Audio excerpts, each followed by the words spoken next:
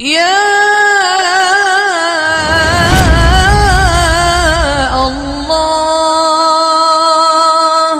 میں رائمنڈ میں تھا تو ایک ساتھی نے کہا جی آپ کو ایک آدمی کا گھر دکھانا ہے، آپ کو لے کے چلتا ہوں، اس سے ملاقات بھی ہو جائے گی، بات بھی ہو جائے گی، میں اس کو گھر دکھاؤں، آپ نے ایسا گھر کہیں دیکھا ہی نہیں ہوگا۔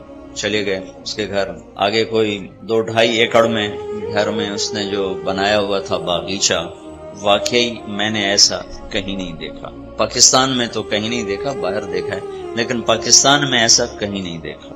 تو وہ ہمیں ساتھ لے کے وہ آدمی چلتا رہا اور دکھاتا رہا، یہ ایسے بنایا، یہ ایسے بنایا، یہ ایسے بنایا۔ پھر ایک بڑی خوبصورت جگہ تھی، اونچی سی پہاڑی مصنوعی، وہاں کرسیاں تھیں، وہاں بیٹھ کے تو میں نے اس سے کہا کہ میں آپ کو ایک حدیث سناؤں، ابھی آپ کے اس گھر کو دیکھ کے مجھے یاد آئی ہے، بڑی پرانی بات ذہن میں آئی۔ کہا جی سنائیں۔ میں نے کہا اللہ کے نبی نے فرمایا کہ ایک بادشاہ نے پچھلے زمانوں میں ایک محل بنایا اور بڑا خوبصورت عالی شان بنایا، پھر اس نے لوگوں کو دعوت دی کہ آؤ بھائی میرا محل دیکھو۔ ساری رعایا اس کا گھر دیکھنے آئی، پھر اس نے کھانا بھی کیا تھا، پھر پوچھا بتاؤ بھائی میرا گھر کیسا ہے، تو سب نے بڑی تعریف کی، بہت اچھا۔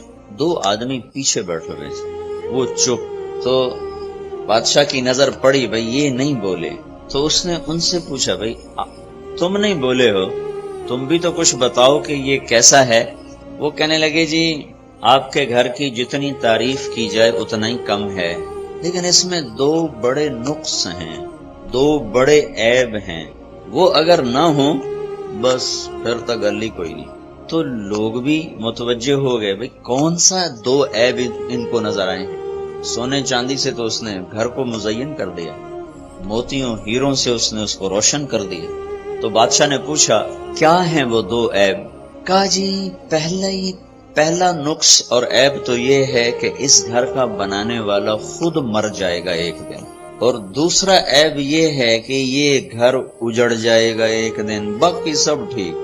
کہ پیچھے کی ٹھیک رہ گیا، ہر شاید تو تم مانجا پیچھے ٹھیک کیا رہ گیا، تو ہر شاید تو تم نے رگڑا دے دیا۔ تو وہ کہنے لگا کوئی ایسا گھر ہے جو اجڑے نہیں اور اس کا مالک مرے نہیں؟ تو انہوں نے کہا ہے۔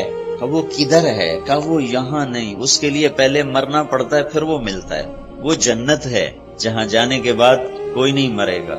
تو اس نے ایک رات کی مہلت مانگی اور صبح اٹھ کے حکومت کو لات ماری، کہ بھائی مجھے وہ گھر چاہیے جو کبھی نہ اجڑے، میں جا رہا، حکومت چھوڑ۔ حضرت عمر بن عبدالعزیز کے سامنے یہ حدیث بیان کی گئی تو انہوں نے کہا میں بھی حکومت چھوڑتا ہوں۔ بڑی مشکل سے ان کو راضی کیا کہ آپ کی حکومت نہیں، آپ کی تو ایک آدمی ہر شے پا لیتا ہے، لیکن اس کا علاج کیا کیا جائے کہ پھر وہ کھو دیتا ہے، تو یہاں کے بے بس ہو گیا نا ہر انسان۔ پھر 1998 میں گیا تھا 4 مہینے کے لیے امریکہ جماعت میں، تو میں نے امریکہ کا جو سب سے مالدار آدمی ہے اس کا میں نے مضمون پڑھا کہ آج کل امریکہ کا سب سے مالدار آدمی بہت پریشان رہتا ہے، اور اس کی پریشانی کی صرف ایک وجہ ہے، وہ کہتا میں 50 سال کا ہو گیا ہوں اور اب پیچھے موت قریب ہے، زندگی تھوڑی رہ گئی ہے، میرا اتنا رزق ہے یہ سارا میرے ہاتھوں سے چلا جائے گا، میں کیا کروں؟ یہاں تو کچھ بھی نہیں ہو سکتا۔